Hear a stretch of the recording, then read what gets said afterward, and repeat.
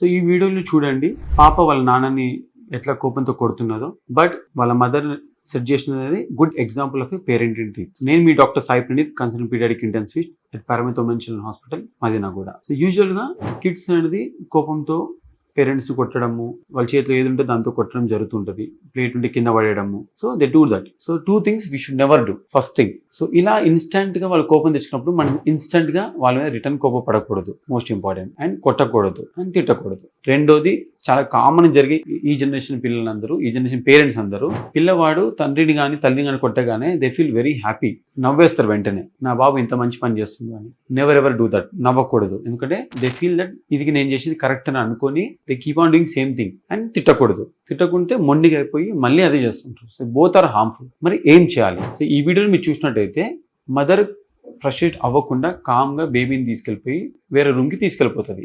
She setting an example here. One thing, she is not angering at her kids. రెండోది, she is not arguing at the same time and she is trying to divert the kid. So she setting the limits of the kid. ఇక్కడ limit ఇక్కడతో ఆపేస్తే మళ్ళీ కోపం పెరగకుండా help అవుతుంది అన్నట్టు. So this is a good example of parent tip which everyone should follow.